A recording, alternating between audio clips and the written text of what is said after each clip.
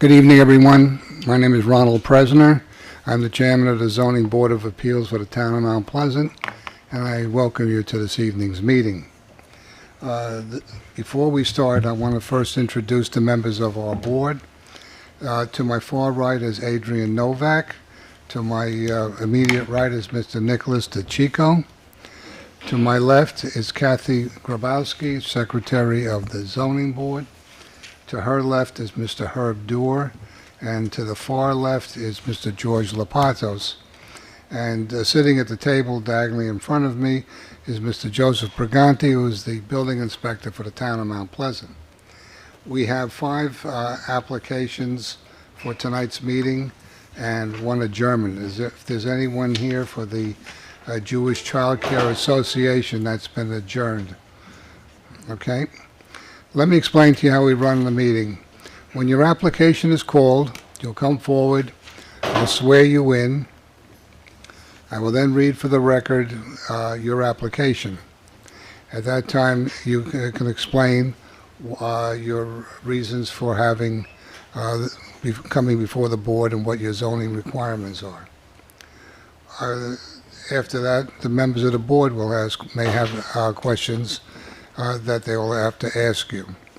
When that's finished, we'll ask anyone in the audience who's either for or against the application to see if they have any grievances or approvals. Once that's done, the board will make a decision on your particular application. So, with that being said, like I just mentioned, 2528, the Jewish Child Care Association has been adjourned. The first application for tonight will be Mr. Louis Campa for Nicholas Grizzo. Now, I wish to point out before we start that I'm a neighbor of Mr. Grizzo's, and therefore I'm recusing myself. I have to recuse myself on this particular application.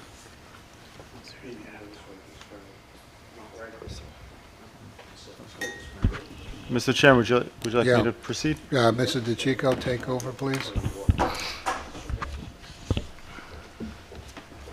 Thank you. So if you guys stand at the microphone, if you could just raise your right hand and do you swear to tell the truth, the whole truth, nothing but the truth, to help you God? Yes. Could you please state your name and address and affiliation for the record, please? Louis Campana, architect, 7 Pondfield Road, Bronxville, New York. And you, sir? Nicholas Gizzo, 55 Greenwood Lane. Okay, thank you. So I'm going to read the summary into the record, and then we'll give you a chance to tell us more about it, okay? Sure. Okay, so this is application Z25-62, designated on the tax assessment maps of the town of Mount Pleasant as 112.16-1-39. The application is for a proposed 2-story addition to an existing single-family dwelling on a legal substandard parcel in the R40 zone. The location of the application is 55 Greenwood Lane, Valhalla, New York. There are 3 variances. The first for a front yard setback, where the required setback is 60 feet, existing at 51.6 and proposed at 51.6. The second is a side yard setback, required at 25, existing at 24.4, and proposing to also be at 24.4. The third and final variance requested is for a front yard setback for a front porch, where 60 feet is required. It's currently non-existing, and you are proposing 52.7. So if that accurately summarizes the variance request, if you could just tell us more about it and how you meet the factors for our consideration. Sure, certainly. So, as the existing dwelling is situated today, as you mentioned, it is currently legally non-conforming based on the front yard setback and that rear side yard, or the rear corner to the side property line. We are proposing a second-story addition over the entirety of the first floor footprint, and therefore increasing the degree of nonconformity. If you see the aerial photograph, you'll notice that all the homes on that side of the street are in a line with one another, so we wanted to make sure we took care not to further. Are you showing us the pictures? I have to plug into the TV. Yes. Should I do that first? Yes, please. That would be very beneficial. Picture's worth 1,000 words. Yeah. Just for the record, we did make a site visit to the property over the weekend and in the past as well, when this was, I believe, supposed to be on the agenda before a prior meeting. So the board does make site visits the weekend before each Thursday meeting.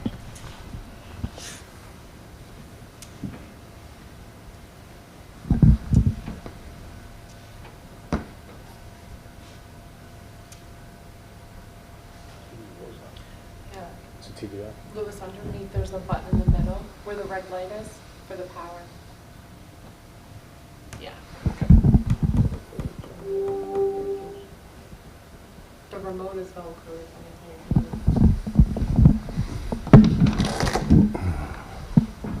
Okay.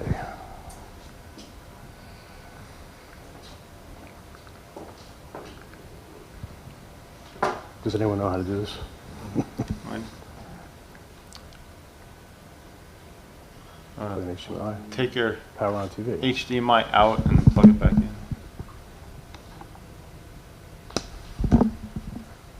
There we go.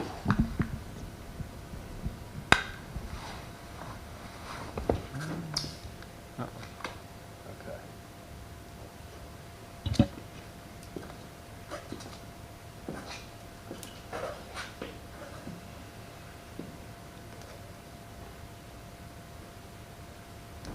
Do you have the right input on the?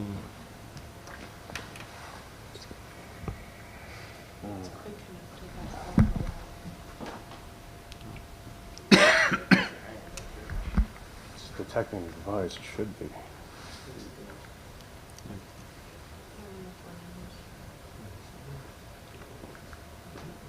Any thoughts, Lenny? It says detecting it, so that's Yeah. waiting for detected. No. I don't know what it's doing here. No. You didn't bring any physical drawings? I know we have some. I don't think we have Yeah. enough to go. Yeah. We could probably pass some around. Maybe the settings on the computer, maybe it's not putting out. That should. No, that's not for the remote. That was for the remote. Exit that. You gotta go to TV options, I guess. Where's your input? No. No. Press home. Maybe go back down to home. Go that Go to way. the left. To the left. It should be something that says source The computer has to be set up for two displays, for a second display. Yep. right there. Input. HDMI. Yeah. This one? That should be it. Oh, here we go. Oh. There we go. Okay. Sorry for the technical difficulty. All right. So,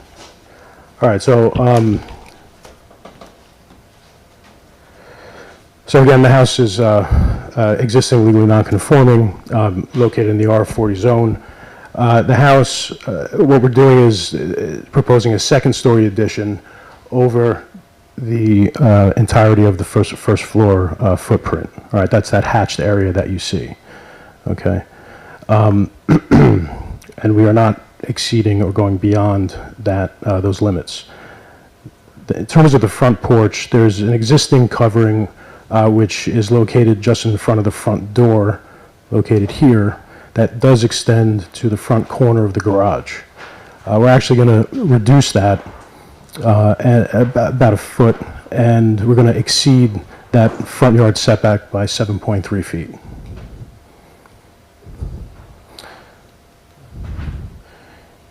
Here you can see the existing dwelling. And that's the front covered area that we're speaking of now. We're extending that across the front face of this portion of the dwelling. And I'll go to the proposed elevations so you can get a better sense of that. Come on.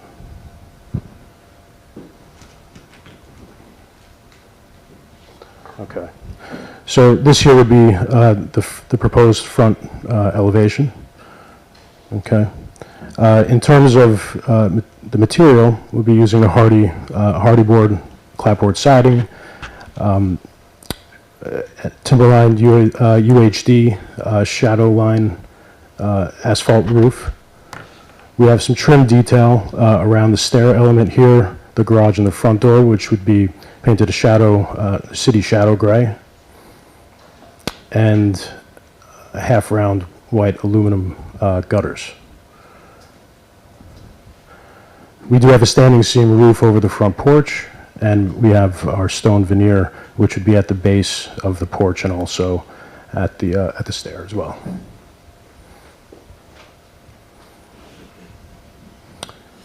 The house, in all other respects, in terms of bulk and area regulations, we do comply with. So it is those two pre-existing legal non-conforming setbacks and the expansion of the front porch. We feel that this certainly in keeping with the character of the neighborhood in terms of the location on site and its proximity to the property lines. There are homes that are on Greenwood that have been expanded over time. We feel that this wouldn't be a detriment to the neighborhood in terms of not expanding beyond the footprint that we already have.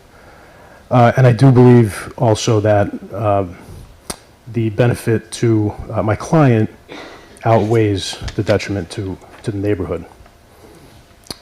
In terms of being self-created, the home, as it exists currently, is legally non-conforming and therefore not self-created. So I have just a few questions. Sure.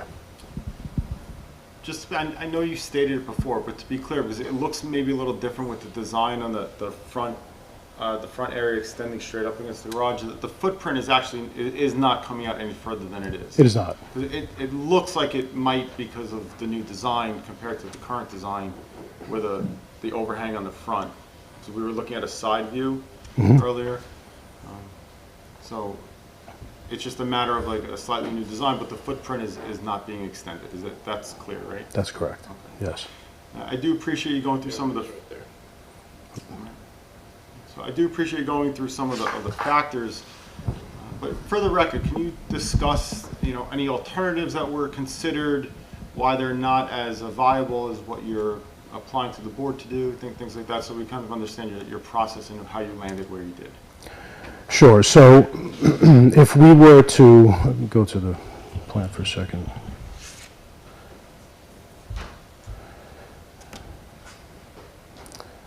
Hold on. Over here. If part of how I approach additions and alterations to homes is what I do is I want additions to look like they've always been, the house was always constructed in that manner.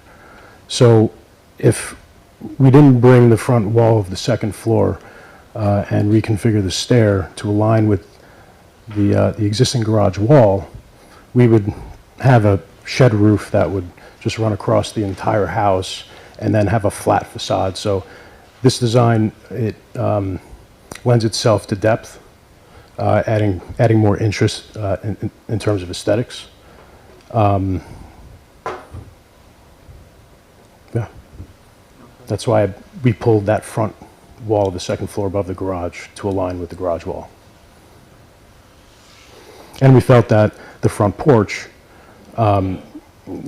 in this scenario, would be subordinate to the rest of the house. So we decided to expand that front porch over to the corner of the existing front wall. All right, thank you. We'll go to the board members for some questions, see if they have any. Ms. Novak? Can you develop the record a little more about the need for the expansion? So Mr. Gizzo and his wife, they moved in a couple years ago, had a child, just had a second child. My client's in-laws also would be coming and staying for elongated periods of time to help take care of the children because both Nicholas and Erica, they work full-time jobs, and I'm assuming the dog will be staying. The He dog- was very vocal during our visit. The He dog made is sure staying. The entire neighborhood knew we were there. Yes. I have no further questions. Thank you. Thank you. Thank you. Mr. Dort? Do you have a picture of just looking at it down flat to look at what the side setback is? Sure. Or all the setbacks of, Yeah. from the property lines? And make it so we can see that. So here's the 24.4, right? And then we have the 51.6 going to the front corner of the garage. And then our 52.7 to the corner of the front porch. Now, the front porch expansion also, we didn't want to exceed that front line of the garage wall. And then, just for more detail, this is the side of the street where the house is located. Sorry. Come on.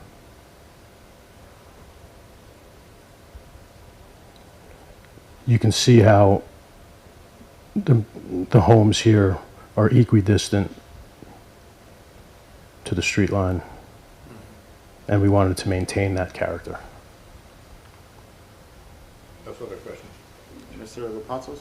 Yeah, just briefly with regard to the couple of statements that you made regarding a pre-existing non-conforming use. I'm not sure that the use of that term applied to this property, but what was the year that it was built?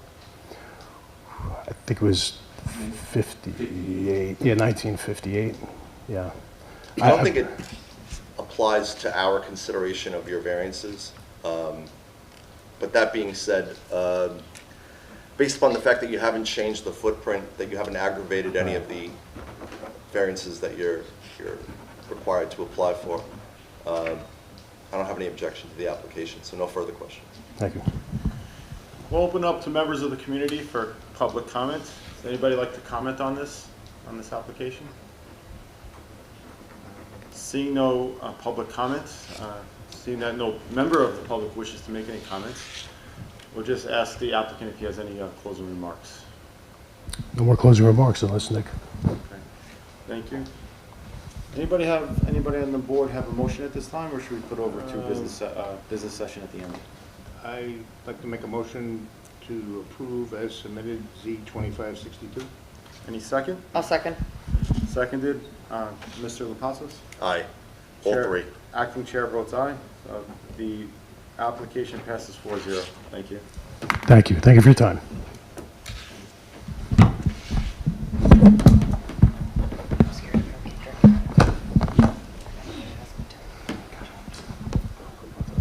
Is this yours? Good luck to you. Thank you, thank you.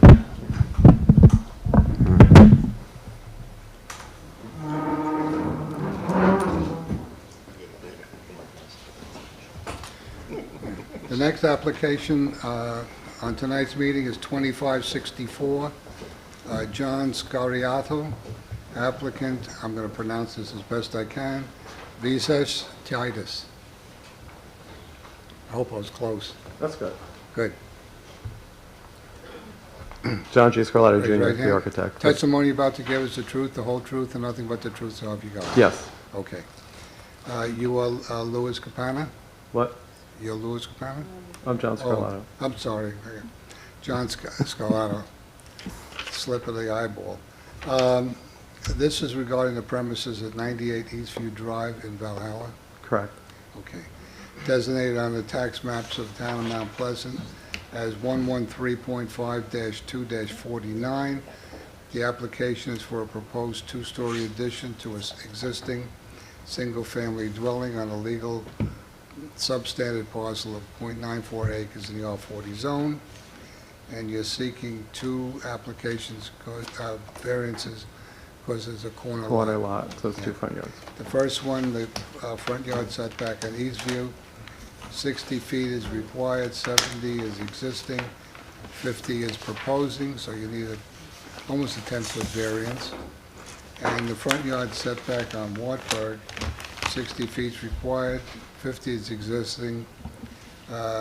You're really not doing anything on that side, 50.88. Right. And it's a 9.12 variance. Correct. All right. Okay. So I know you were out on the site, so you've seen the house. So it's basically a raised ranch house. So it has the first floor on the ground level and the main levels above it. So it has no basement under it. And the house has a swimming pool in the rear. They bought the house in 2017, and the pool came with the house when they did it. So what we're proposing to do, because they just had another child, so they have 3 kids, and they want to keep the 3 kids on the main level and themselves on the main level. So we proposed to add out the front of the house, because it just made more sense because the pool's in the back, to try to push out if you get too close to the pool. So it made a little bit more sense to try to push out on the front. With the addition on the front, we actually played with the addition so we don't have a flat house. So this bedroom is the piece that comes out the most, that really needs the 10-foot variance. The rest of the house we're playing with, so the rest of the house is actually less than that. So we're not like, we didn't build the addition out totally to the max that we're asking for the whole thing. So if you look at the site plan for the front of the house, this is actually the piece that's the worst, which is actually the bedroom piece. And then Right. the pieces of the living room and the study all kind of are just minor violations into the setback. And the existing house is non-conforming on the Wolberg side, and we're basically lining up with it, and the house has been quite parallel, so that's why it's slightly off by a few more inches, because we're just keeping it straight. So, And we wanted to line it up because we're trying to make all the bedrooms line up, and the way we so in splice, Wartburg, you're really not doing anything as far as... we're lining up the existing non-conformity. Okay, fine. Basically. But our worst case is really this piece that sticks out, but most of the house is not going to be at that setback. Most of it's violating it by like 4 feet. And architecturally, we tried to play with the house to make it look interesting and scale down and not look big, and try to work with the look of the house, the neighborhood, and have the house blend in and not look like it's closer to the road than it in theory should be.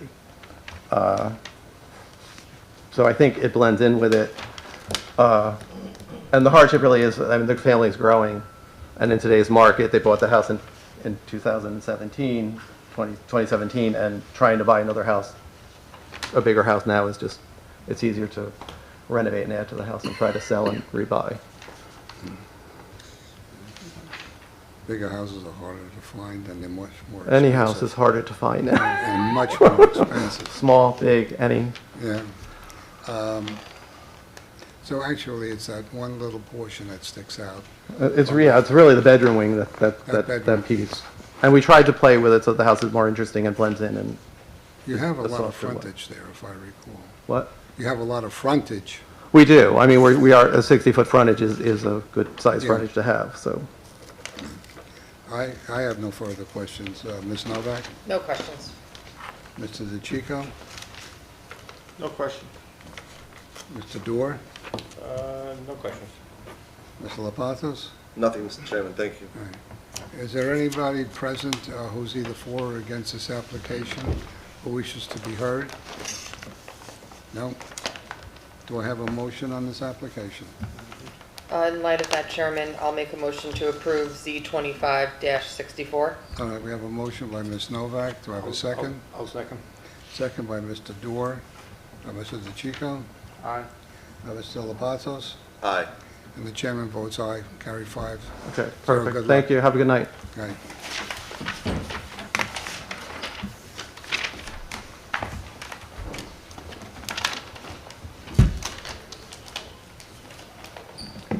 Next application is Rocco DeLeo.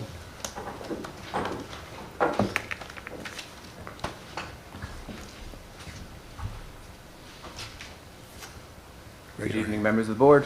Right. Are you prepared to tell the truth, the whole truth, and nothing but the truth, so help you God? Yes. You are?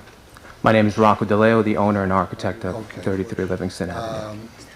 So this is a property located at 33 Livingston Avenue in Valhalla, designated on the tax map, Town of Mount Pleasant as 122.7-2-35.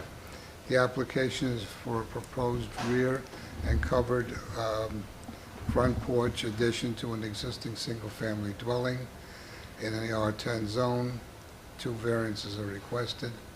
1 front yard setback, 30 feet is required, 31 feet is existing, proposing at 27.5 feet, therefore a 2.5-foot variance, correct? Correct. Okay. The second one is a maximum lot coverage. 20% is required, existing is 14.77%. You're proposing 2065 or 0.65%. Correct. Okay. Just show us what you want to do. Sure. So, my wife and I purchased this home in 2014, and, we raised 2 girls in here, and, we certainly have no desire to leave the community. We love the community, but, as older kids grow, more room is needed. So the proposed application here, again, additional alterations to an existing single-family, single-story ranch. It's currently 1,477 square feet. We are proposing to put a 529 square foot single-story addition out the back that accommodates a family room and an expansion of the dining room. These 2 additions, I want to note that they do comply with the setback requirements, the rear and the side. And effectively, it's the front, proposed covered front porch that's triggering the variances for the front yard setback and the lot coverage. The hardship here really is, we have a slightly undersized lot of about 2.5 square feet. Not a huge hardship, but really the positioning of the home on the property is a foot setback from the front yard setback. So any front porch is really impossible to add to this house without encroaching into the front yard setback. So that is really what's triggering the variance. But I do want to note that I was able to get my hands on 8 surveys of properties on our block. There are more that are existing non-conforming, but I was able to get my hands on 8. I have 5 Livingston, which has a front yard setback of 25 feet. I have 6 Livingston, which has a front yard setback of 11.7 feet. 9 Livingston, which has a front yard setback of 25. 10 Livingston, which has a front yard setback of 21.5. 16 Livingston, front yard setback of 20.53. 22 Livingston, front yard setback of 21.5 feet. 25 Livingston, which is immediately north of our property right here to the left, which is 22 feet, and 28 Livingston, which is 23.22 feet of a front yard setback. So an average of 23.92 feet front yard setbacks, or excuse me, positionings of the home off of the front property line, which is in comparison to the 27.5 or the 18-inch encroachment, or the 30-inch encroachment into the front yard setback, puts us in a better position of 3.5 feet or 12.7% in comparison to what's happening on the block, just to give you the comparison in the context of the community. Last but not least, I have 7 supporting letters from neighbors, of which the neighbors that immediately abut the property lines of my property also provided supporting letters. So I'm happy to answer any questions that you may have. Yeah, I have a couple. The porch itself is the main reason that you're here. Correct. Okay. It has been our practice in the past, when you had a small front porch put onto a house to keep yourself dry when it rains, we usually have approved it in the past. I will note that's another hardship. What? I will note that's another hardship. So because of our, Well, you did your homework. yeah. All right, and I commend you on that, showing the other properties on your street. I have no other questions. Ms. Novak, do you have any questions? When did you purchase the property? 2014. And was the maximum lot coverage approximately the same of the existing 14.77%? Or did you expand on that when you bought it in 2014? So in 2014, we applied for a building permit to add this addition right here. So it did expand the footprint at We the did time? expand, yes. Just making a record. Thank you. No more questions. Okay. Mr. DeChico? No questions, Mr. Chairman. Mr. Dorr? No further questions. Ms. Lapados? Nothing, Mr. DeLeo did such an excellent job presenting. I don't have any questions. Thank you. Okay. Is there anyone present who's either for or against this application? None? Okay. Anyone wish to make a proposal to either approve or Based on deny? the presentation of the applicant and covering all bases, I move to approve 726-1. All right, we have Mr. Dorr. Do I have a second? I'll second, Mr. Chairman. All right, second, Mr. Lepantos. Ms. Novak? Aye. Mr. DeChico? Aye. Chairman votes aye. Carried 5-0. Good luck to you. Great, thank you, guys.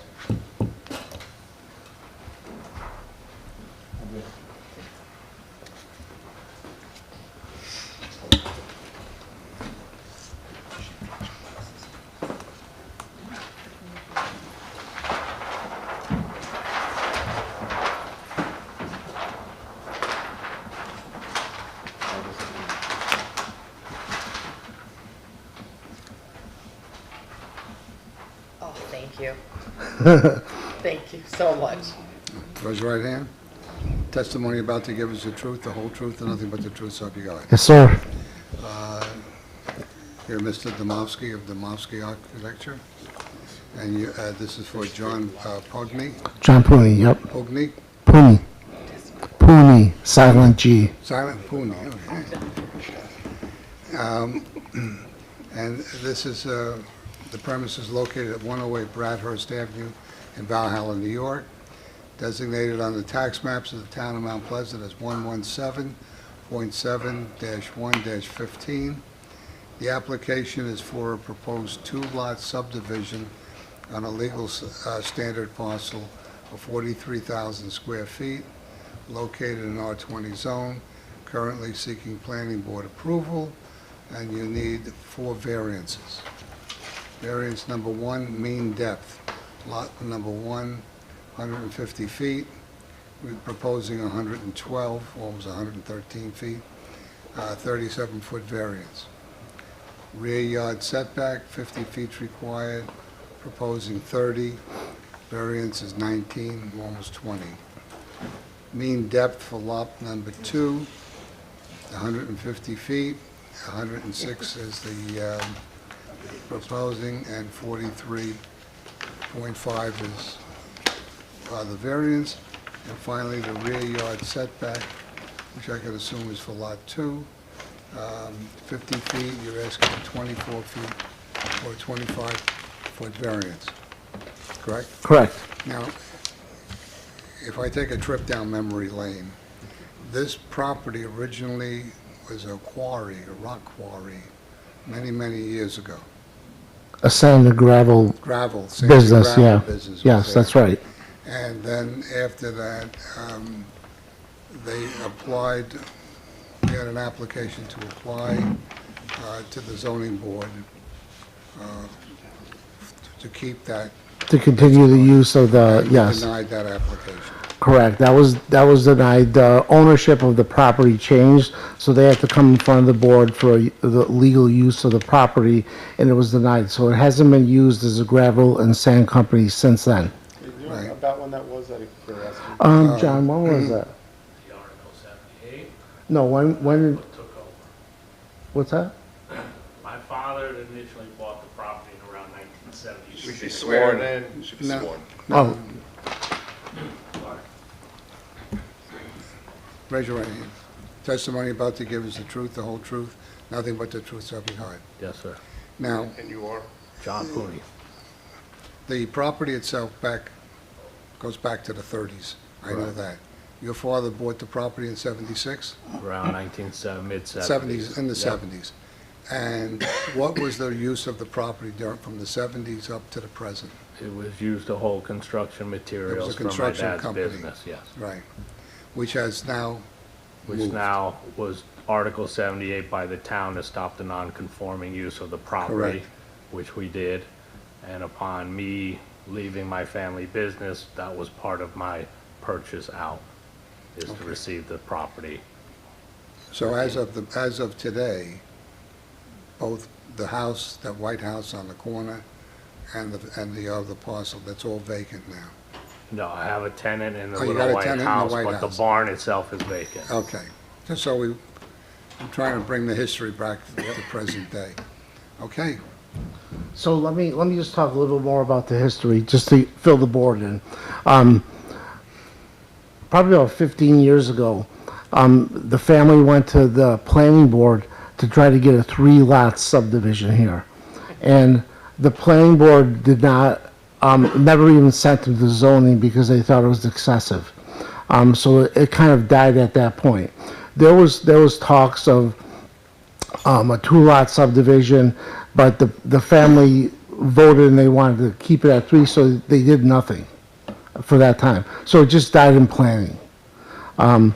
Since then, when John's just got the property in his own name, this is where he wants to go back to the 2-lot subdivision, which was suggested at the planning board meeting 15 years ago by Pat Cleary, and even some of the neighbors that were there were suggesting a 2-lot subdivision.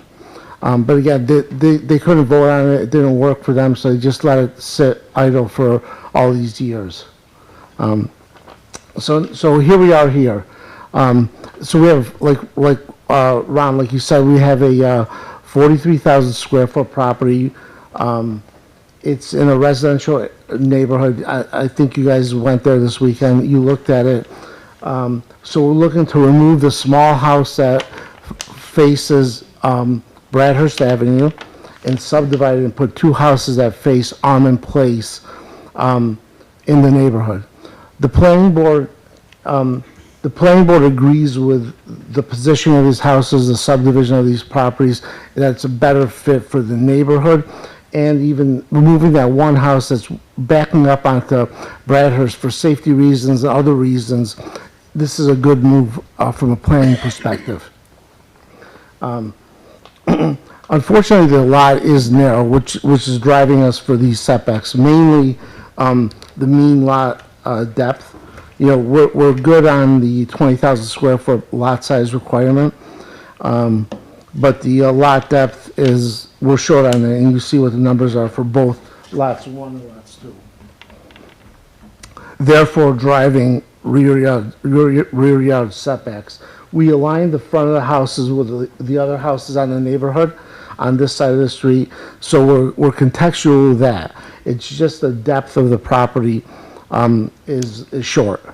And the property next to us over here is owned by another person that owns a property that's facing Bradhurst Avenue. And this is all vacant land back over here, right now. All right, so the proposed 2 houses Yes. on those lots will not be on Bradhurst, because Bradhurst is a pretty busy street. No, we're eliminating Bradhurst from the picture All completely. right, so you're going to be on this Everything is over side there. street. Yeah, yep, to Armand Place. So here's our new driveway opening to Armand Place and Armand Place here. Just to clarify, so that entire driveway that we came in on will be closed off on Bradhurst? Oh, yeah. Because we Yep. came in past the tenant and we tested the non-4-wheel drive of the town car. So I just wanted to supplement that point, that access point would then be That would be removed. You're right. non-existent at that point. Non-existent. It's Thank gonna be totally, and from a planning perspective, both Pat Cleary, the town planner, and even the building department looked at it, and they agree it's a better functionality, not backing up onto Bradhurst, you know, keeping the neighborhood consistent, because we do have houses across the street. I think we have 3 houses actually in the same span.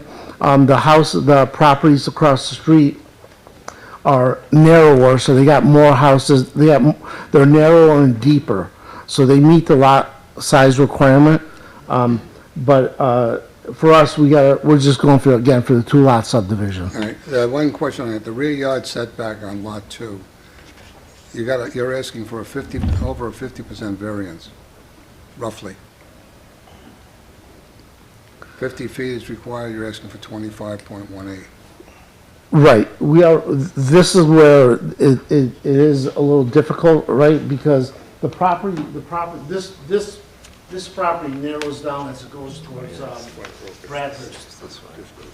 We felt the important thing, even working with the planning groups at the planning board, we felt the right thing to do was align the front of the houses in with the neighborhood, make that look contextual. So the only part that the rear setback is the part that's giving us a problem. The planning board suggested we put a fence around here just for privacy of the neighbors if they ever use that property in the back. So we're proposing a fence all around both houses and properties. I just want to clarify one thing, Sure. just for the record. What's before the board tonight is just the vision of the lot, right? And in other words, whatever house you wind up doing, we're not approving the house as on the proposed houses that are on these plans. We're only talking about the lot tonight. Well, Right. we're requesting you look at the houses also, because we did take that into consideration with the planning board. And, if we want to move forward, we're going to be back in front of this board again with the houses, because we will need, variances for either rear yard or front yard setbacks. And again, if you look at this dotted line right here, this is our only buildable area on the houses because of the lot depth, right? So I wanted to put that in front of the board right now just to be open with all the information and show you, not come back in 2 months after we're done in planning board with the house design. Right, but then the plans as approved with these variances would be for what you're asking for now. So if there's any variation when you get to the build to those houses, then you'd have to come back if you want to put the houses in a different spot or make them bigger or something like that. You're right, but we did study this. We looked at it from different ways. We tried rotating the houses, but it got worse. We looked at other options, and we felt that, again, the location of the houses, the position of the houses is enough to match the size and style of the houses in the neighborhood. They're not overbearing for the neighborhood. And really, if there's anybody driving through or walking on the street in front, they'll never really notice that there's a median lot depth issue or a rear yard setback issue. It will not be visible to the public. On paper, yes, it's obviously visible, but in reality, I don't think it'll be anything negative for the neighborhood. In the future, all right, if you brought those buildings forward 10 feet, it would give you more space in the back. Correct. And that's something you should look at. 10 feet's going to be de minimis as far as comparing it with the rest of the houses. Because if you look at it, you're only going to have 25 feet. That's not much. Which is another thing that we spoke to at the planning board. That or a smaller house. Yeah. They were really insistent on us aligning the front of the houses, so that's why we worked that out. I think it's a better move for the neighborhood as well, just to keep that consistent. Now, the thing also about these properties is there's a lot of side yard here. So anything that they would do, whether it's a pool, whether it's a patio, is probably going to end up on the side lots here, because there's so much there, and it will. You didn't say pool, did you? I said no pool. Oh, if we do a pool, yeah. But to that point, Marcy, if you look at the side yard setback, you got a sewer easement, so that property is, you're not gonna be able to put a pool there. We would build on this side. Yeah, but now you're starting to get into a smaller setback either which way. Well, a pool is very It's all speculative. right, you'll be right working now, within the you know. limitations of the variance Yes. that's granted, and Yes, then you do yes. whatever it is that's permissible within the confines of that. We could get a 20-foot wide pool here easily on this side, respecting the property line setback and the house setback of 20 feet. Any more questions from the members of the board?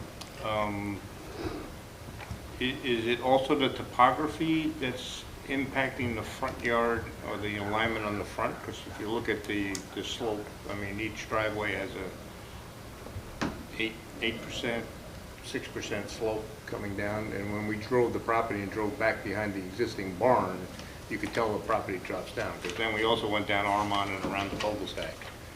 So other than aligning with other structures, does that placement on the property make it easier than excavating that front?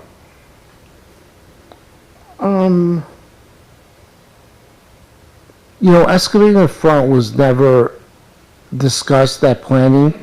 I'm not saying it's not a good approach.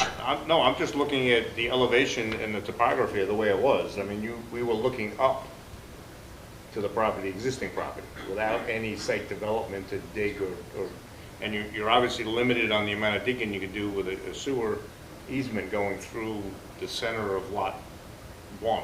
Yep, yeah. So, I mean, that's limiting you also. Yeah, that is. I'm not sure of the depth of that sewer. It may be possible to lower that elevation a bit, but when you start to lower the elevation, you know, we have this property to consider, right? Would we have to put a retaining wall or what, something would have to be done? I mean, that's why I'm asking Yeah. for the record to look at if you have to come back. We've already discussed different options. Was that even looked at? Lowering the grade was not looked at, and even with planning board, it was not even a consideration, but again, I don't know, that's not gonna really help us with our setback issue. It definitely will with the massing. Well, if you bring the house forward, you're reducing the setback in the back. That it need variance. But then the variance is in the front. get So variance if to you're the trying to front find yard. the median of front, back, and the percentage of a setback, that's all I see, yeah. I mean, if you go and you go dead center, I mean, understand this checkered part that you've got in the middle. I mean, you're not even building a log house, an old Algonquin Indian house in that space. I'm just making sure that we've looked at everything to move, but when you look at the property itself, that can change and. You know, I'm willing to study that. I don't think it's a bad solution, but again, I think the board really would drive whether the front yard should be disruptive in the neighborhood. And I think, again, from a planning perspective, I think planning-wise, the front yard alignments of the houses are probably more important. I mean, unfortunately, you don't have a map that's showing the houses east of Lot 1. And if I remember correctly, it goes into a cul-de-sac where the houses are not, on that side, are not in line. It's not like a straight line. The cul-de-sac, yes. Street. Correct. Now it goes in the cul-de-sac and the house is set back. So you're not aligning with the house that's set back, if I remember correctly, because they're all similar houses that wrapped around. You start to lose The that. third house is the They beginning wrap of around. the So wraparound. that cul-de-sac houses are not going to have an effect on this setback, on the alignment. Yes, having both of these houses equal is one thing, but it's not really affecting that side of the development. And Yes. It's not like you're on the other side of the street, like our previous, where we're lining up houses that are already existing on the same side. Here, you're not aligning it. You're taking two structures down to put these two structures in. Listen, Either which way, we're enhancing Yeah. the neighborhood, but what I'm saying Correct. is to try to find the medium, because you've got to fit a house in here without having to come back for further zoning. yeah, we could definitely look at that. The only thing I would say is the houses across the street, and again, I know we're not lining up with the houses across the street, however, they're set back quite a bit. They're kind of, that's a deep property, and they were more than 60 And it feet. also goes up a hill up on that one, A little bit, yeah, yep, because I know I had a track up it. yeah. So, again, we could definitely do that, try to, look at a variance request for the front yard. Yeah. I mean, if the board wants to see something like that, we could definitely, Do you, because we got a lot of ifs and ands and buts right now on this application, would you want to adjourn it and come back with more finalized Right. details? I'm not sure. And George didn't say anything, Oh, I'm sorry, George? and we're going to have people out there. Yeah, I'm just going to offer my opinion. It may not be shared by other members of the board, but generally, and it is, again, subject to the particulars of a neighborhood and a proposed project. But that said, the fact that you were sensitive to the impact and consistency that this design would have in relation to the other homes in the community, I think was laudable. The fact that you didn't seek to create the need for a variance from the front yard, the fact that you maintained what I think is, to some extent, a sacrifice on the part of the developer to allow for the front yard to be compliant and thereby creating a need for a bit larger of a variance than we otherwise might look favorably upon for the rear. I think in this case, again, because of the effort made to try to maintain consistency with the neighborhood, not even seeking a variance for the front yard, I think was laudable. That, again, is just my opinion, but I appreciate it, and I don't have any questions.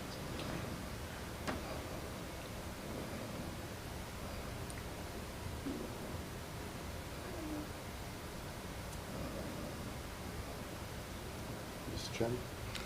Chairman? Is there anyone here for or against this application?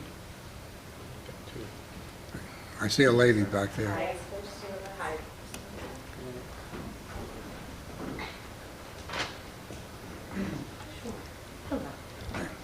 Raise your right hands, please. Testimony about to give is the truth, the whole truth, and nothing but the truth, so help you God. Yes. You are? My name is Rachel Mezzo-Power, 11 Armand Place. Okay, and you I'm are? Kara Totora, I'm 20 Armand Place. Okay. We live in the two properties abutting, Yes, right adjacent to the All right, Pliny property. Your property abuts Yes. So this are you the application? property that I'm referencing Yes, in the and cul-de-sac? since you asked That- my question, and I just want to note that the slope of the property is a concern, but I also would like to note in favor of the houses being built, and the eyesore of the barn and the property leaving. My question, since that barn is pre-existing for a very long time and a bit run down, I am wondering if there's any plans to relocate, exterminate any vermin that may be calling that barn home before it is, destructed, brought to the ground. As the adjacent property. I don't want critters. You're saying relocate that barn? No, Before it's but- before it's, demolished, I'm just wondering if there are animals not- that call it home. I think she's It's not an asking issue about for us, but the relocating question is, Fightful, who might have you live there, noticed that there's but an it issue is now? I beyond mean, the scope of our board. I'm just wondering. It's just that it's not actually within our purview to All right. It's not. make Okay. a determination that would affect the No plans vermin like control in the, extermination, no way to not for this board. I'm for serious. these applications. Not just for because there's zoning our board. animals, we see them come in and out of the barn. Could have a conversation with the applicant. Okay, I'm cool. not sure it's something that we could actually All visit. right, well, just Or put the it out building there. department might have some say in that. Okay, But I would understand why you're curious about that issue, so. Thank you. That's certainly fair. Okay. And we are generally, in favor of their plans. We're happy that they're two properties and not one, and we do think it will upgrade our living conditions on the block to have more neighbors, nice homes.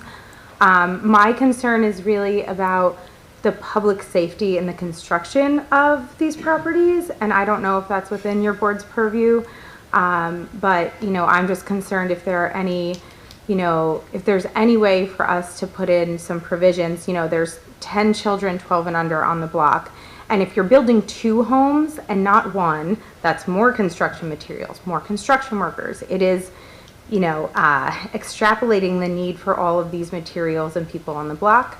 It's a small block, as you've noticed. The bus stop is right at the corner of Armand and Bradhurst. So I'm not sure if there's a way for us to ask for a construction safety plan from the applicants, or to provide delivery windows for the construction materials, or things that'll just generally keep our children safe on the block. But again, I'm not sure if that's also Well, within your purview. The construction material has to be delivered, it's got to be placed on the property. It's not going to be placed on the street. Right. The question comes up, they have an existing driveway.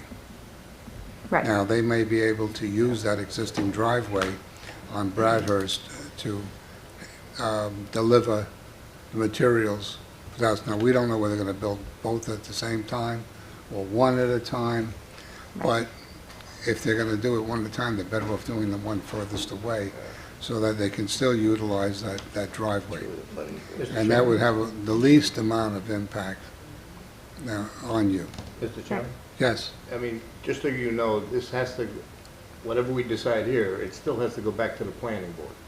And with the planning board, those are definitely more concerns that you can tell them.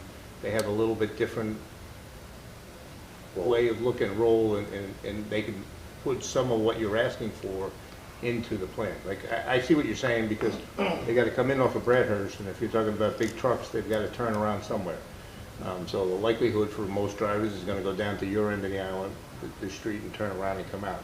So I totally understand that, but that's not, unfortunately, what we can do. But so I recommend that once this goes, you follow it, and then go to the planning board and express your concerns there. Okay, Once they okay. motion to a public hearing with planning, you'll get renoticed again. We will be notified. Yeah, Okay, we will. great. Because we really, I know that they were sent out, the certified mail, but many of the neighbors, including myself who requested redelivery, did not receive the public notice Yeah, too. that's all- And I know that that's not all within you guys, postal. that's They USPS, were but, mailed out by town code of what they needed to be mailed out by.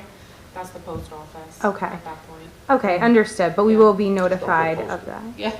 Yeah, good Yeah, one. you will. You Yeah, will. And there um, should be a sign on the property as well, where it has a date for when it would go to planning. okay, that would be great. And just to be clear, I am actually in favor of the 50-foot setback from the curb. I think that's great, because again, the bus stop is at the end of the street, so the kids wait there in the morning, and the closer the homes are to the property, the more it encroaches on the space that they use there.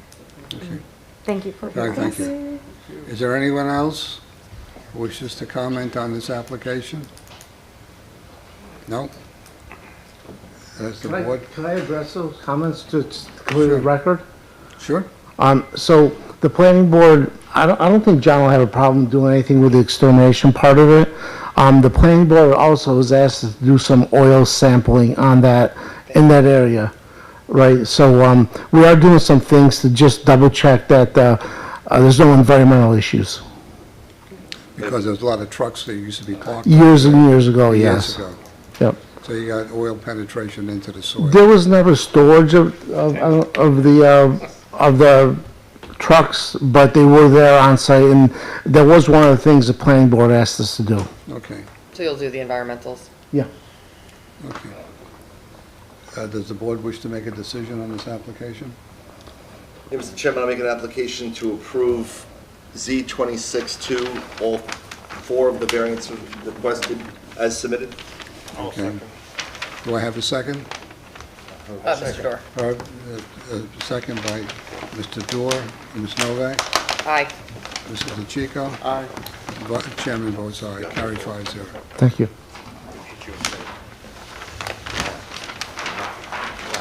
Have a good night, everybody. Have a good night. Thank you.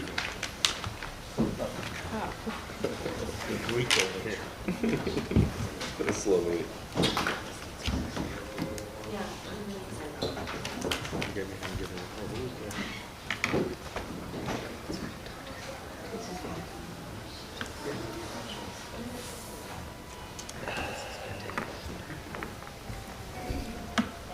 All right, the last application for tonight is 26-4, Keith Lawson, applicant for Brian and Brianna Lawson.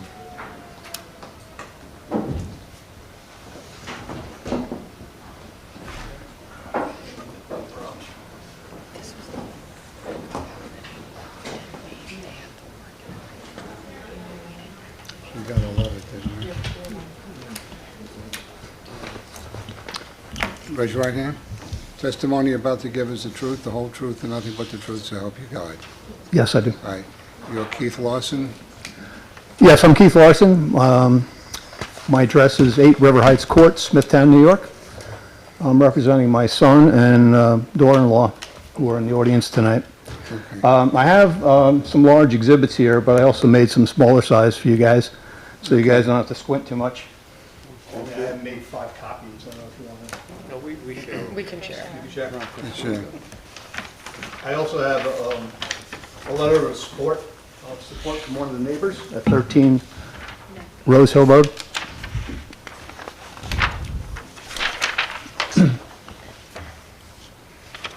Okay. Also, for the record, my background is in architecture. I did it for 40 years. I'm retired, but I certainly agreed to help my son with this, so. At a good rate. I was gonna say, you get a dollar rate, I mean. Exactly, free. Dinner, ooh. So Brian and Brianna bought this house in 2023. They've done some nice improvements to the home. It was in kind of a little bit dilapidated, you could say. What they're looking to do is build a two-car garage. Right now, they have an oversized one-car garage, which is at the basement level. So the problem with this house is that they don't have enough storage in the garage. They can only fit one car in the garage. You can see from the photo down here, there is a garage under, and the problem with that, they're having two hardships with this. Not enough space, and also the accessibility of the garage from the first floor of the home. So every time they leave the house, and they have two small children, 3 and under, and Brianna has one on the way, which we're very excited about. And this makes life difficult for them. Okay, every time they leave, 14, 15 steps down, whether it's through the house or out the front steps, which are pretty treacherous, especially in this type of weather we've had over the winter. And we tried to come up with a solution that will take care of both hardships. And the solution to that was creating a two-car garage, which is in front of the existing garage, but raised up about 8 feet from the present driveway. Okay? Because the topography at the front of the property in this center area, which you can see here, They marked it out. okay, center of the property is raised up. There's a lot of rock in that area. The property has a lot of ups and downs. If you've been out to the property, you know what I mean. So what we want to do is abandon the driveway on the right side, which is this driveway here. We want to take the center of the horseshoe, which is in this photo, and basically fill it in, raise it up from 0 to 8 feet, okay? And then have a side entry garage where we don't need the other driveway. So on the plan, the green area is the removal of driveway. The yellow is the addition of driveway. And then the crosshatched area is basically an alteration of the driveway where we're going to raise it up and repave. This way they get a nice approach to the garage. They have a turnaround space. They have a place where the kids can go out and play because the driveway is pretty severely pitched right now. If I could just stop you to make sure I completely Yeah. understand what you're saying, because we did sit in the driveway that you're saying is going to be closed off. So what you're saying is they would come in from the alternative driveway and then be able to pull right into the checkered area, and then to back out, they would back into the yellow bump out to then turn, okay. I just wanted to clarify. the Exactly, record like a- and for my own understanding. Like a three-point turn. Perfect. Okay, so there was a bit of site work, but the benefits really, outweigh all the type of work that they need to do for this, because right now it's very difficult for them. And as far as impacts to the site, we're only proposing to remove one tree, which is in the middle of this yellow area here at the edge, okay? And maybe some rock outcropping here that's in this corner here to allow for the garage expansion, okay? And because we are raising the garage up, we're naturally creating space underneath this new garage, so we're proposing to put storage under that. We're going to have a structural floor, and we have about 7 foot of height of space in there, just for extra storage, because they're really short on storage. There will be an access from the side, if there's an architectural plan. Okay. And to get a better idea here. This is the front of the house. This is the garage. The gable roof. We're adding a porch, which doesn't need a variance, but we're doing that for aesthetics and better tying the two structures together. It also gives them a functional, covered entrance. The view from the left is the only place you'll see the garage doors. Here, this dormer up here is for aesthetics only. There's no usable space on top of the garage that's going to be framed out in trusses, so it's going to be dead space. No storage up there? What's that? No storage up there? No, there's going to be storage, as I said, underneath here. below this whole area. There'll be storage. And then you have to remember that we're blocking off the existing garage, and that space is also going to become, more basement space for them. Okay? Let me ask you a question. That garage is going to be the height of the existing window, correct, on this building? Or are we on the other side? Window above the garage door? Yeah. Yeah, that's going to be removed, and the garage is actually going to block that. Now, the other question I was going to ask, are you going to backfill against that garage wall? No, we're going to actually basically build a foundation with like a basement, which will Right. butt You're up gonna to have the a basement garage. That's going to be about 5 to 6 feet high, correct? The floor of the new garage will actually be 2 feet below the first floor. Right now, the garage is 10 feet below. Okay, so we're just going to remove the garage door, frame in, make it a wall, basically, with a door in it. So it'll become an interior partition, essentially. Okay. We feel that there's really no, impacts to the neighbors because these houses, as you know, in this neighborhood, the 1 acre properties, they're spread out. We're not blocking anybody's view. It looks nice. It enhances the home. And it really doesn't even look like a garage. So when you drive up the street, you're going to see this side view. This is the addition here. It has a couple windows. There's a couple doors down here, again, storage into that basement below the garage. And as you go past the house, you're going to see this view, which is going to be really, really nice. And then you only see the garage once you're up in the cul-de-sac and have to turn around. Okay.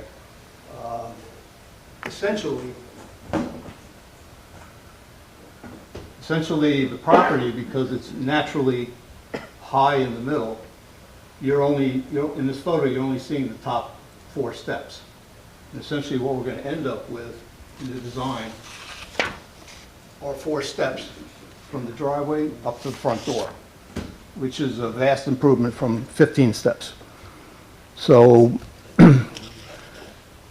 we feel for these reasons that, this, again, it solves both problems. The accessibility and the storage space. So my question before was, you're going to be doing a lot of backfill. Yes, there is going to be fill in the center portion of the driveway up to the front of the porch. Right. Yes. Backfill possibly with the retaining wall in front, or you're just going to blend it in so it For the 3-point falls turn with the area. contour of the That property. Yeah, that area, the 3-point turn, that's basically pretty much at the existing grade. This tree here is right here at the edge of the curve. And it's going to be leveled out. There's going to be a slight pitch back down and back to the street. But overall, we're actually, if you see my calculation on this drawing, between the yellow and the green, we actually have a net reduction in impervious surfaces. So we're not increasing drainage on the site. And, overall, it's, like I said, it's a huge improvement for them. And I'm going to say this on behalf of the grandparents, and there are still some great grandparents around, it gets tough as we get older to do that many steps. So the whole idea is to make it easier for them so they can grow in the house, so we can come visit, that type of thing. And we feel it's kind of a big project, but it's totally worth doing.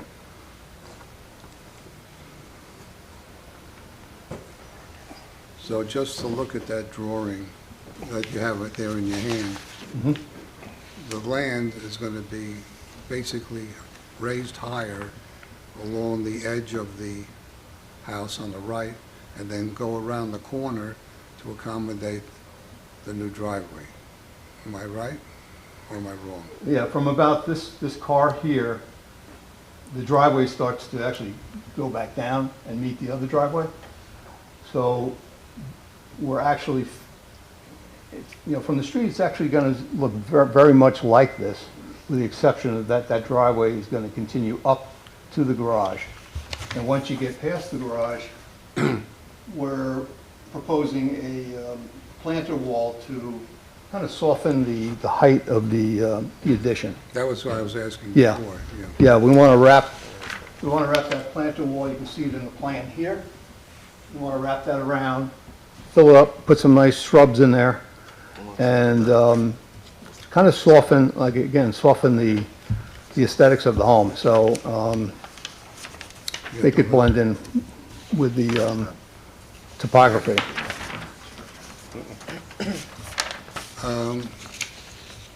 To digress for a moment, Mhm. we received a letter from Brenda and David Raphael, and they live at 9 Rose Hill Road, and they would like to submit comments. We respect our neighbors and understand the desire to improve or expand a home. However, we're concerned about the request to reduce the required front setback from 60 feet to 45 feet. Then there's saying that Rose Hills Road is a small cul-de-sac with homes that follow a consistent setback with the pattern. So your setback is what? Off the So, front? yeah, the required minimum setback is 60 feet, and we're proposing 45, so that's a 25% reduction, which I feel is a fairly modest request. Right. And again, it's only at the worst corner of the garage. The other corner is actually a little further away. But again, this is only for 24 feet of frontage. The rest of the house is about 75 feet or so back. Okay. Yeah. And then just making it brief on here, it says, we understand that the board must balance the benefits of the applicant with the potential impact on the surrounding neighborhood. In this case, the requested reduction from the 60-foot to 45 to be substantial. Well, it's a matter of opinion, okay? Yeah. I think that was the main concern. I thought I saw something regarding the height, the 8-foot garage, but I don't see it on this letter. I saw it somewhere, but not here. And then you have one here from Lisa Lehrman. The proposal brings a significant portion to the structure, much closer to the street than the current house and nearby homes. Moving a proposed building this far on the setback would make it much more visibly prominent and out of line with the established rhythm of the homes along Rose Hill Road. I think that seems to be the big concern. I understand that concern, and I have seen, in my years of doing this type of thing, I've seen a lot of reductions of up to 50% be approved. That may not be the norm here, but it's quite the norm in Nassau and Suffolk counties. Now, the area, Jimmy, the area where you want that 44 feet, that's where the garage bumps out, correct? Yeah, that's this corner here. Right. But the house itself measures how much from the street? 73.4 to 73.4. the closest point, which is actually over here, which actually Okay. is closer than this. What if that garage was moved back? Moved back 10 feet? Well, it's exactly, in front of the existing structure, so I can't move it back. You're gonna have to move the house from. And the reason why it's positioned here, again, is because the topography of the site, it's already raised in the center, so it just made practical sense to make that the entrance to the garage and take care of the step problem. I see. Okay. We couldn't really come up Because you with can't any. move to the side. No, the side has all the utilities, the gas, the electric, everything's on the Right. side, the generator, and it doesn't really help with the height thing, Right. you know? Yeah, the main thing with 267B is we start off with, is self-created. 99.9% of the time, it is self-created. Right. Is there, does it enhance the neighborhood or take away from the neighborhood? I don't know. Well, I think it's I going to be, very attractive when it's done. I don't see That's a problem with everything. that. Right, that's everything. Yeah, and landscaping, my son is big into landscaping. It's going to look really nice in the end. He's already done quite a bit on the property. I know it's hard to tell in the wintertime, but come spring, he's got a lot of nice flowers and shrubs out there, and we're going to plant all around the addition here, especially here. So that'll give it some, Yes, and this, again, this driveway is going to be gone, so it's going to be all green lawn there. So as you're coming up, you're going to actually see a lot more landscaping than they have there now. okay. Yeah. Any questions from the member of the board? I think, let's check with the public first. Well, I think we only have one gentleman there. Is there anyone here for or against this application? Yes, come forward.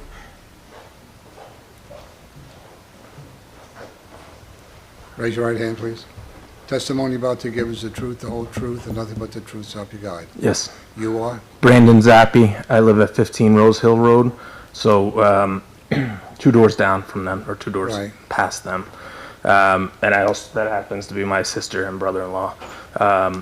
But there are only 4 houses that are beyond this house, so those would be the only houses that would be impacted by this application. And my house being one of them, and I think there was a letter of support from one of the other neighbors that are beyond this house. And this is a old street. A lot of the houses were built 50 or 60 years ago. And a lot of them have not had any improvements done in 50 or 60 years since they were built. So I think this would be a welcome improvement to the neighborhood. I think it'll increase property values. And as being one of the only people directly affected by it, and I drive by it every day, I welcome the change. And I think it's a good improvement to the neighborhood. Thank you. Anyone else? That's it? And the only thing I'd like to put on the record, since we've got, I think it's 2 letters of houses around there with some objections. I know Mr. Larson presented that he likes landscaping. I'd like to see added in that removal of that driveway that they put some type of a scrubbage or either a tree type that would enhance, make it look like it was always there. From a landscaping standpoint, just to shield it, because evidently that's what my interpretation of these 2 letters objecting it are to. They're going to see it more, which that's I think an opinion, like everybody has a nose, but that's my only thing, is suggestion, is just add that onto that driveway. Because once that driveway goes away and the curb goes back in, I think it'll blend in if you put some type of a small tree of some nature. Oh, yeah, we could do that. We've already added, at this corner of the driveway, my son added a lot of landscaping there. And like I said, around the addition here, to soften that foundation, to basically bury half of it, we're going to add that planter wall and evergreen shrubbery and, some annuals. So it's going to look nice when it's done. I had a similar concern Mr. Dorr presented about, if you look in the picture on the bottom left, roughly like where the car is in that picture, the new extension would be. So I know you have some landscaping on here, but I did feel from the comments in my site visit with the rest of the board that additional taller evergreen type landscaping in replacement of the driveway might be appropriate, and I would probably want to see that conditioned with any approval that I granted. So I do agree that softening it is important, but I also think the language might be a little misleading to someone who reads it on a notice that it's a 1.5-story addition. And I think based on the comments we received, that language would lead a reasonable person to believe it's going to be an additional 1.5 story. either Okay. on the house or like a full bump out where based on the landscaping and the grade, it isn't going to appear as such. So I'm not sure if that language actually is what may have impacted some of their opposition. I have another question, Mr. Chairman. Go ahead, Mr. DeChico.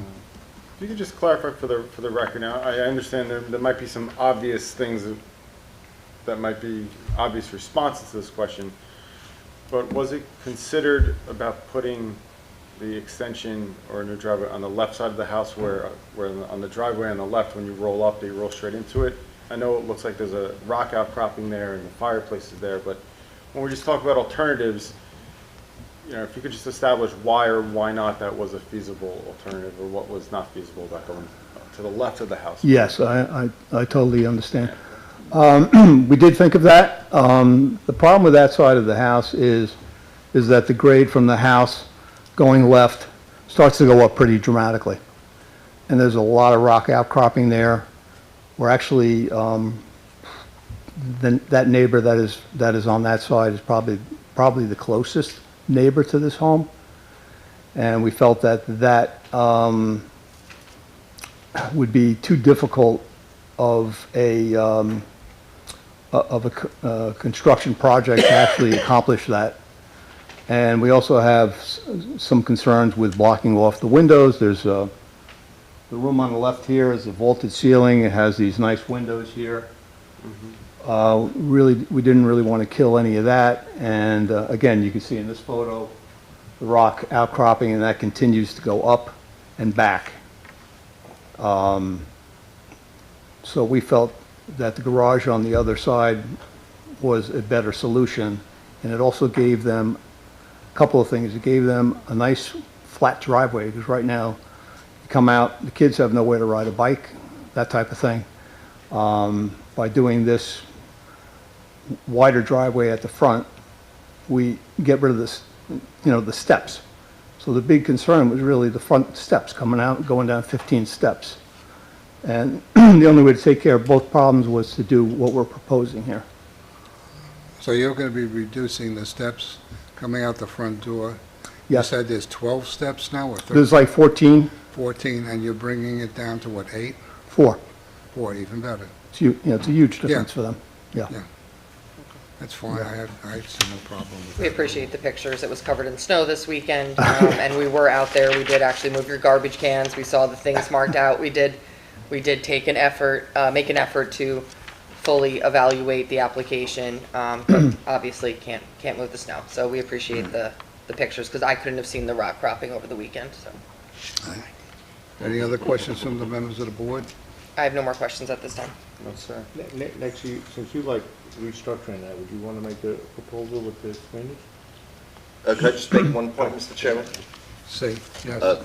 Just want to clarify that if the proposed height of the new structure offended the town code, there would have been a requirement for a variance. There isn't a requirement for a variance based upon the submitted plans. So the height, proposed height of the new construction is compliant with the town code. So the concerns that some might have had about an anticipated excess of height was misplaced, likely based upon a misunderstanding on their part. The height is compliant, you don't need a Correct. variance, is that right? That's correct. I mean, you can tell the house, especially from this view on the side, existing house is much higher. And that's compliant with the. So you're actually lowering the height of So we're the taking- structure? Yeah. Yeah, there was clearly a Here, misunderstanding on the part This of is the main ridge. some folks. We're down here. I think we're about 20, I forget what it is, 25 feet maybe total. And then, again, on two sides, on the back side, of course, and this side, it looks like a one-story structure. Okay, it's only on this one side where it looks a little taller. And by adding the landscaping and the retaining walls, we're cutting down on that height right here. Okay, so it's basically going to look like a one-story building. So they really shouldn't be that concerned about the height of I it. think it was just a misunderstanding perhaps on the part of some. But that said, you're not exceeding the code requirement. No, In fact, no. you're actually lowering the height below the requirement. And just with Exactly. respect to the Exploration of other options, I did see, obviously with the ledge on the, we call it the left side of the house, that is a significant impediment to developing that side. And on the side of the house where the garage is currently sited, there's already interior access to that garage. If you move the garage to the other side of the house, you'd have to basically do a significant amount of interior renovation to allow for access from the house to the new garage, whereas currently, there's already access. Exactly, yeah, yeah. And with regard to the self-created nature of the variance, the need for the variance, that is, again, very common. It is self-created here, but the fact of the matter is a 25% variance is not out of character with the community. We do very often grant variances of that significance. It's not considered to be offensive to the neighboring homes and the community as a whole. It is consistent with the neighborhood here, and we did have some support from a neighboring homeowner, albeit blood relative. That said, I have no further questions. Thank you. Right. And there was one other letter there from another home up in that, up in the cul-de-sac for support.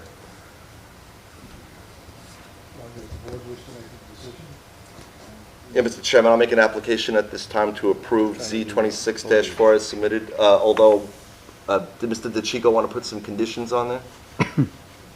Yes. Mr. Chairman, I'll withdraw my application. I'll let Mr. DeChico make it so he could frame the conditions. Thank you, Mr. Chairman. I move to approve application Z26-4 as based upon the plan submitted with the additional condition that the applicant will replace the driveway that is proposed to be removed with evergreen arborvitaes that are of an initial height of 8 feet and which are anticipated to grow to a height sufficient to cover the addition both vertically and horizontally, the height and width of the new addition. And that would be the, within 5 years. So that would be the condition I propose. Do I have a second? I'll second. I'll second. Seconded by Mr. Dorr. Ms. Novak? Aye. Mr. Lopata? Aye. The chairman votes aye, carried 5-0. Mr. Chairman, based that we have no more applications in front of us, I make a motion to adjourn. Okay, do I have a second? I'll second. Second by Mr. Lopata. All in favor, say aye. Aye. I'm gonna turn on.